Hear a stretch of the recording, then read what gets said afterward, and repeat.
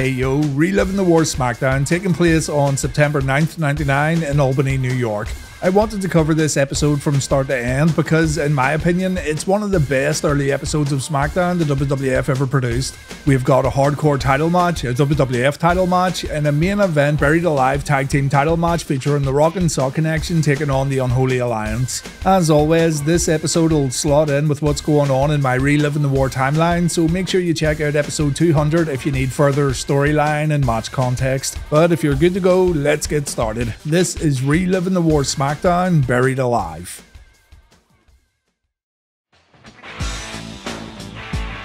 Kane faces Triple H tonight for the WWF title, and the champ tries to get an early advantage at the very beginning of SmackDown. Triple H and China jump the big red machine while using a lead pipe and a crowbar, but Kane gets saved by The Undertaker and Big Show. China has to whack Big Show in his Wii Show in order to escape, so clearly The Undertaker still wants his brother to wake up and come back to the dark side.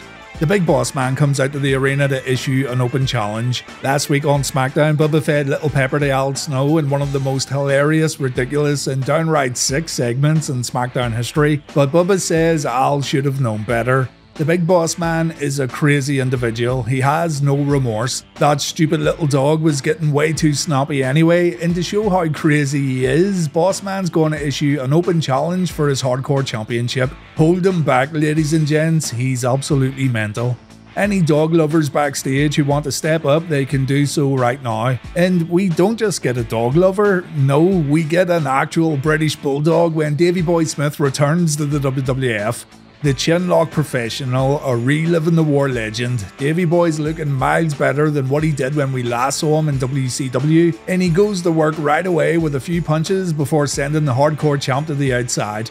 The two briefly fight in the audience, and when they come back to the ringside area, Bossman throws Davey into the steel steps. He then grabs a steel chair and he looks to end this glorious return in the worst way possible, but Davey's on the ball and it's Bossman who takes a chair shot. Davey then pins Bubba, and the British Bulldog wins the Hardcore Championship on SmackDown without applying a single chinlock. This is a new British Bulldog, ladies and gents.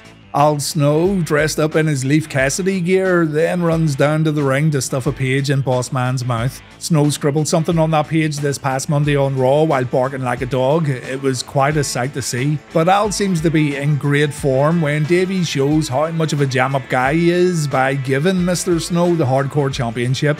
Not sure why someone would win a belt only to hand it over moments later, and even Lillian Garcia wonders this when Davey leaves the arena a bit later on, but maybe Davey's got bigger fish to fry.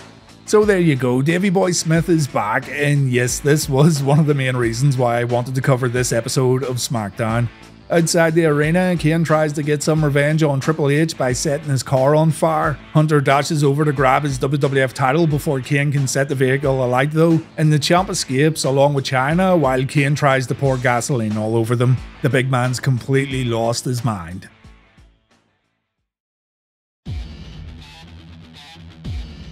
Edge and Christian battle Matt and Jeff Hardy of the New Brood next, and Stevie Richards comes to the ring with ENC. He's wearing Christian's attire and he thinks he's one of the boys, but clearly Edge and Christian want nothing to do with him. He's even got a cross to fend away evil vampires like Gangrel, so he's definitely come prepared. Edge begins with a Hurricane Rana to Matt Hardy, but Christian gets slammed to the mat after getting tagged in. Jeff then comes in and he utilizes the corner when pulling off a head scissor takedown. However, he tried this one too many times and Christian was able to counter. Unfortunately, the counter looked terrible and I'm not sure what this was supposed to be. Christian gives Edge a little help when Jeff Hardy takes a bulldog. Matt tries to help his brother out, but he doesn't do too well. Jeff then lures Edge to the outside where Gangrel takes his former teammate out with a clothesline, and Jeff follows up with a perfect swan dive over the top rope. Back in the ring, Jeff sets Edge up for Matt's springboard moonsault. Impressive stuff here from the Hardy boys. More double team work keeps Edge on the mat, and the Hardys then go for the kill shot with tandem aerial attacks, but Edge moves out of the way and Christian gets the hot tag. All four men begin brawling, and Edge inadvertently sends Jeff in for poetry in motion. Matt then takes Edge out with a diving clothesline to the outside, and when Gangrel tries to interfere, he ends up taking a Stevie kick. Turns out having Stevie Richards around isn't a bad idea at all. Things go from bad to worse for the New Brood when Jeff accidentally clotheslines his own brother, and our match ends with a sidewalk slam and reverse DDT combination from Edge and Christian.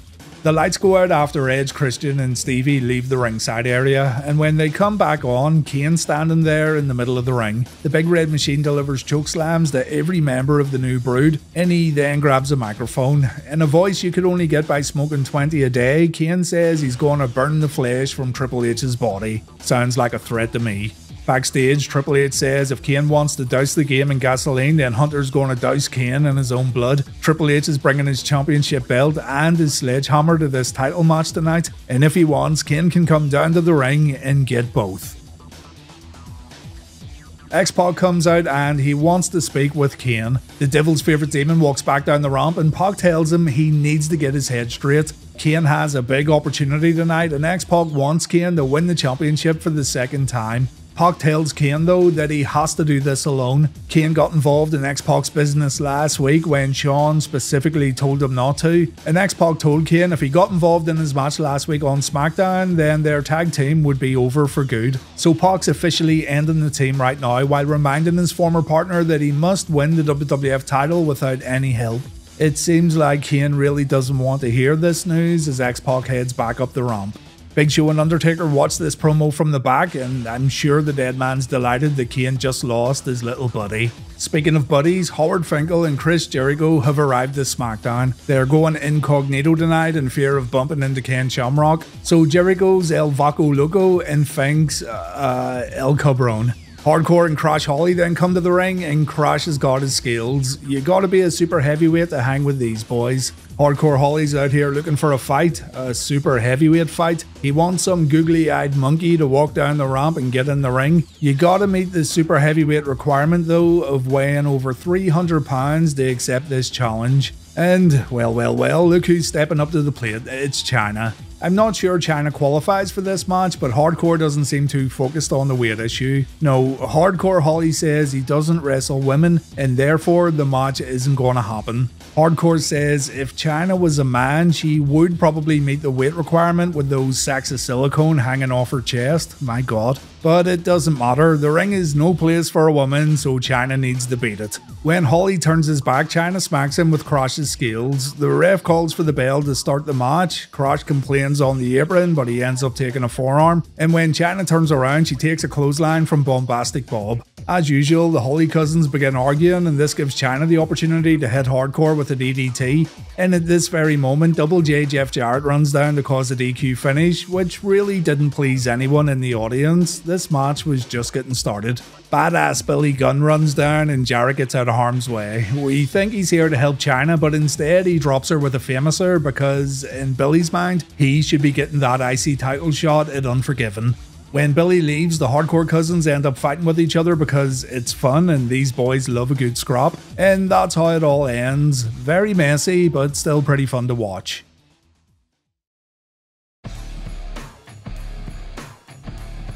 X-Pac leaves the arena while drinking that awful energy drink. He's made a mental note to take a shit before boarding the plane. Kane, meanwhile, looks totally lost without his friend. Get it together, big man, get it together. The Rock and Saw connection arrived to SmackDown, and Mick says he had a little trouble breathing on his way to the arena. Rock can't believe Foley's complaining about riding in the trunk of the Great One's limousine.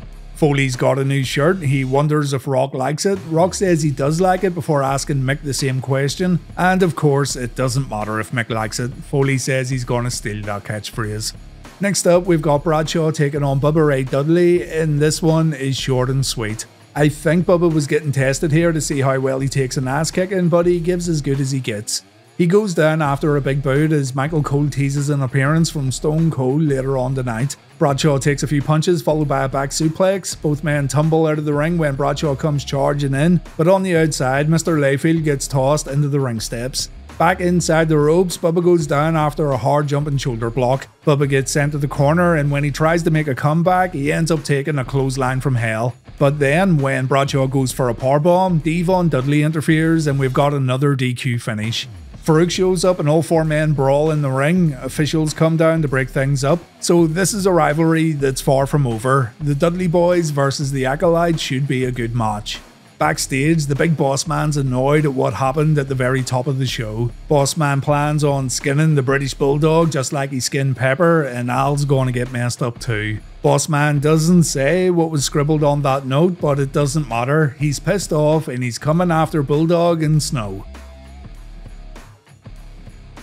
Stephanie McMahon and Tess come down to the ring, and these two have another announcement to make. I mean, just go and get married for fuck's sake, we don't need an update every week. They call out Pat Patterson, Jerry Briscoe and Big Mommy McMahon to hear this super important announcement. So they come to the ring and it's hugs all around on Smackdown. So the big news, the wedding's taking place on Monday, October 11th. The whole WWF fanbase is welcome to attend because this wedding's going to take place on Monday Night Raw. Yeah, wrestling weddings always work out well, don't they? Fear not, ladies and gents, for our heroes have arrived to put an end to this nonsense. Have you ever had sex? I haven't felt great. It felt so good when I did it with my penis. A girl let me do it. It literally just happened. Having sex can make a nice man out the meanest. Oh, hey. Terry Runnels must have really enjoyed watching the guys pounding meat earlier in the week, so she's left Stasiak in favour of Joey Abs, Rodders and Pete Gas. Stephanie tells these knobheads to leave her and Test alone, but here comes Shane McMahon to dismiss the posse. Shane gets in the ring. He says he knows the Mean Street Posse are gods among men, but this war is over and Test needs left alone. The boys listen to their master and they head back up the ramp, and Shane says his actions as of late have been inexcusable. The attacks from the posse, the match at SummerSlam, all of this was wrong, and Shane explains that he just had a tough time as a brother watching his little sister grow up to become a woman. Shane says he shouldn't have interfered in Stephanie's business. He was looking out for Stephanie, but he now understands that she's her own woman. The boy wonder gives his blessing for this farce of a wedding. He tells Big Andy to always treat Stephanie right. He then extends his hand to Tess, and Tess shakes it after gaining permission from his future wife. And it all ends with hugs and handshakes, while Pat Patterson looks a bit cautious about the whole thing. So is this a Shane McMahon babyface turn, or is he doing the typical McMahon thing of luring his victims in with a full sense of security, both on screen and off screen, know what I'm saying? Backstage, The Rock wonders if Lillian Garcia has a warm fuzzy feeling in her stomach. Goosebumps running up and down your spine. We'll goosebump your ass on out of here. The Rock says he and Mick are going to beat the Big Show and Undertaker at their own game tonight. It's the third buried alive match in WWF history and the first on a weekly television show. Rock's going to shovel dirt all over the challengers, and when all's said and done, he's going to remove the dirt just so he can take the shovel, turn it sideways, and stick it up Taker and Show's candy asses. Foley then says burying his opponents tonight gives him a warm fuzzy feeling in his stomach before giving his own rendition of the Bee Gees' Staying Alive. He changes the words to buried alive before Rock raises the people's eyebrow.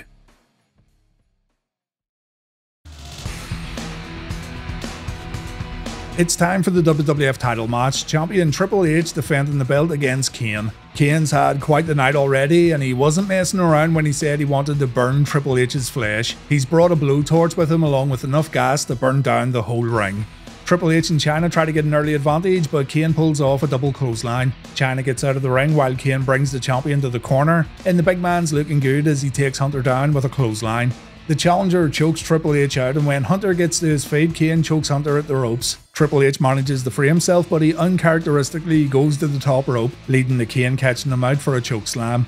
Thinking fast on her feet, Chyna grabs a microphone and she says she'll talk to X-Pac on Kane's behalf to sort out their rocky friendship. This makes Kane hesitate and the game hits a low blow. Chyna seems quite happy with her handiwork and she proves to be invaluable to Triple H when she distracts the referee for a low blow. This allows Triple H to take full control while the Big Red Machine takes a few knee drops.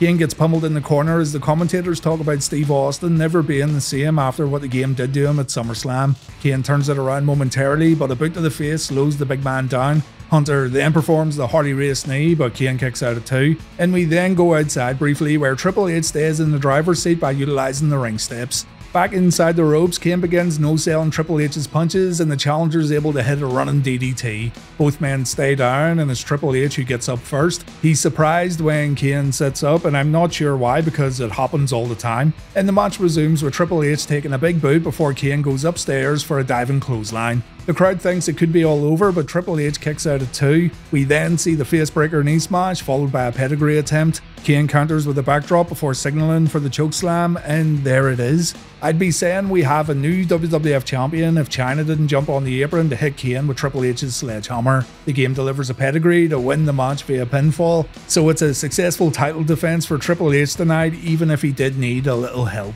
Hunter isn't done though. He wants to hurt Kane a little more with that sledgehammer, but the lights go out and the Unholy Alliance walk down to stop this post-match beatdown before it begins. Hunter and Chyna make their escape. Kane wakes up and we aren't sure what he's thinking about this help he just received, but it looks like the only people Kane have left are his big brother and his big bitch. Sorry, his big friend.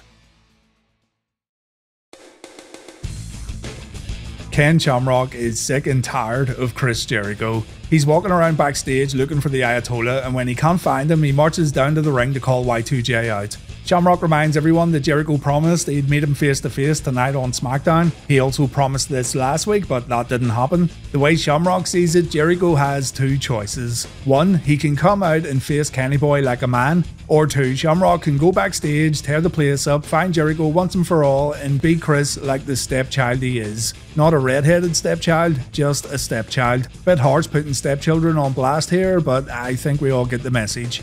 Shamrock says Jericho will choose option 1 because Jericho's too afraid to face Ken one-on-one, completely forgetting that option 1 was to actually face Ken in the ring like a man. Jerry Lawler even calls this out, and Shamrock has to give Jericho 10 seconds to come out and face him anyway. When Jericho doesn't show up, Kenny Boy heads back up the ramp, but the countdown begins and Shamrock prepares himself for a fight.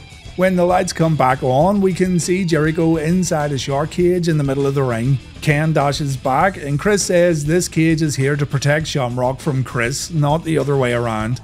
Last week, Chris put Shamrock in a lion tamer, and an image gets put on the Ovaltron showing Chris applying his signature move to Ken. And Chris says Shamrock can't handle the Ayatollah because Chris Jericho is one bad mama jamma. Shamrock grabs Chris's baseball bat. He starts whacking the cage as Jericho calls Ken an idiot. Jericho then tells the Fink to raise the cage, but Fink's too busy backstage having an argument with Lillian Garcia.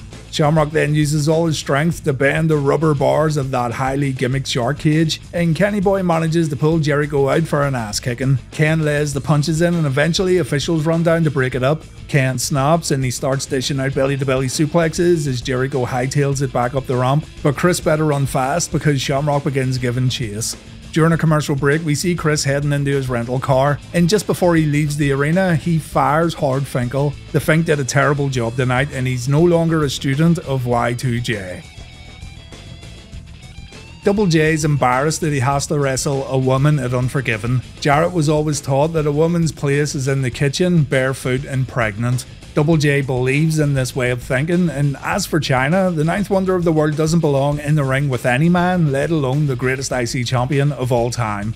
Jarrett's a man's man, Chyna's just a woman, and at that very moment Jarrett notices the fabulous Moolah and Mae Young sitting in the audience. Double J calls Moolah into the ring. The stupid old hag does it too after all the crap Jarrett just talked. He asks fans to give Moolah a round of applause, and Jeff says back in Moolah's day, women knew their place by only wrestling other women. Moolah says she would have kicked any man's ass who stepped in the ring with her, and that's why she didn't wrestle the opposite sex. And this pisses Double J off so much that he smashes a guitar over Moolah's head. This is seen as a top babyface move nowadays. Mae Young gets in the ring and she too feels the wrath of Double J. Mae gets put in a figure 4 before Jeff heads back up the ramp. And yeah, there you go. This whole program would have people up in arms nowadays, I'm sure, but standard fare in the WWF's Attitude Era. We see Val Venus's latest home movie named Enter the Big Valboski. I know it's supposed to be a parody of Enter the Dragon, but it makes it sound like someone's about to enter Val Venus, know what I'm saying? It's like if you enter the Big never mind, you get it. Venus sends a message to Steve Blackman. He says, in this industry, people don't use instruments for pain. No, they use instruments for pleasure. So the next time you're wanting to feel a little pleasure, guys, try sticking a nunchuck up your ass. Sensei Blackman will not take too kindly to this though. Blackman doesn't enjoy this type of motherfucking. If I were Val Venus, I'd be watching my back. Main event time. The Unholy Alliance take on the Rock and Sock Connection for the WWF Tag Team Championships in a buried alive match. The Undertaker and Big Show are first out, followed by Mankind. Mick doesn't want to wait for his partner, it seems, so he gets in the ring and predictably he takes a beating. The Rock's music then plays in the arena, the fans in attendance lose their minds. The Great One walks out to begin a fight with the Undertaker on the rampway, and this fight goes all the way down to the ringside area while Mankind focuses on the Big Show inside the ropes. Taker gets his head smashed into the ring steps and the ring post, allowing Rock to head in and help Mankind with a double clothesline to Big Show. The Great One looks for the People's Elbow early on, but the Undertaker wakes up and Rock gets dragged out of the ring. It's now looking bad for the champions as Taker goes to work on Rock at the announce desk while Mankind takes a chokeslam back inside the ropes. Foley's done for. Big Show carries him around the ring and up to the gravesite while Rock takes a chair away from the Undertaker. Taker gets clocked while Show's close to putting Mankind in the dirt, but Rock runs up to help his partner, and not only does Big Show get a shovel jammed up his gooch, but he also gets pushed into the shallow grave by the Rock and Sock connection. The Undertaker then attacks Mankind while Rock buries the Big Show. It's kind of funny how Taker doesn't help his partner at all here, but Rock decides to go after Undertaker only to get dirt tossed in his eyes. Big Show then climbs out of the grave and he focuses his efforts on attacking Mankind, and the Undertaker brawls with Rocky around the graveside and beside the entranceway as the fans continue to go crazy for this match. It is quite remarkable that the WWF would put this on broadcast television completely free. As Rock and Undertaker head to the backstage area, we see what I think is the best moment of this match. The Big Show throwing Mankind from the stage into the shallow grave. There's no way that didn't hurt. Show thinks he has it won, all he needs to do is bury Mick Foley, but that's way easier said than done as Mankind applies the mandible claw from inside the grave.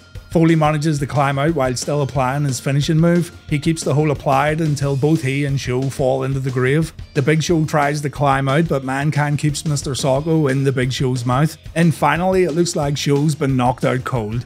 Mick puts Show back in the grave and Foley begins shoveling. Meanwhile, The Rock and Undertaker are fighting backstage, but the dead man gets a little help from Triple H. The WWF Champion attacks The Rock and Undertaker's happy enough to let the game take over. But Kane then shows up to attack Triple H, and what a web of rivalries we've got going on right now. WCW frequently has an issue with this, with too many guys feuding with each other, but somehow the WWF just makes it work.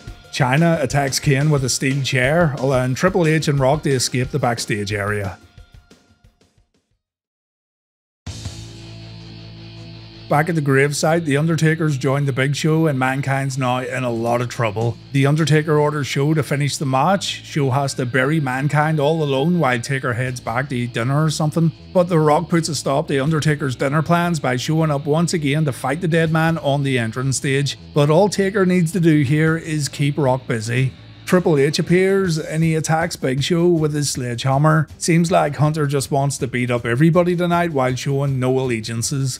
Triple H then decides to bury Mankind himself and the referee ends up calling for the bell. So the Unholy Alliance win this tag team match, and that means we have new tag team champions. Triple H smiles when it's announced Big Show and Undertaker have won the match, but Helmsley's night isn't over yet. An ambulance pulls up to take away some of these beaten up superstars and Triple H decides to open up the doors. He's surprised when Stone Cold Steve Austin jumps out, and the pop for Austin's incredible right here. The Rattlesnake beats the hell out of Triple H all around the graveside as Stone Cold gets revenge for SummerSlam. Eventually, Triple H gets thrown into the ambulance and Stone Cold drives outside to park the vehicle beside a dumpster. Austin leaves the ambulance, he gives Volume brand Doug Dillinger a shove. Austin then gets in a semi-truck and he drives that bad boy right into the ambulance.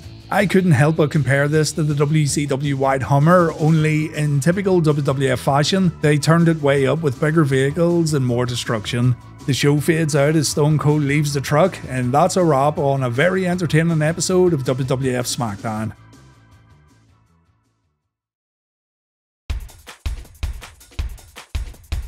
You can definitely see the WWF putting a lot of effort into SmackDown during these first few weeks, and I think right now it's a better show than Raw's War. It doesn't feel secondary to Raw, it doesn't feel complimentary. SmackDown feels like a must-see WWF wrestling show, and as mentioned before, it really is another nail in WCW's coffin. I thoroughly enjoyed this episode, and it's an episode I always remember from these early days of the Blue brand. And as stated in the first SmackDown video, I will be looking at more of my favourite episodes as we begin the final chapter of Reliving the War. Hope you guys enjoyed this one, consider yourself all caught up for Reliving the War 201, and I'll see you all next time. Take care everyone.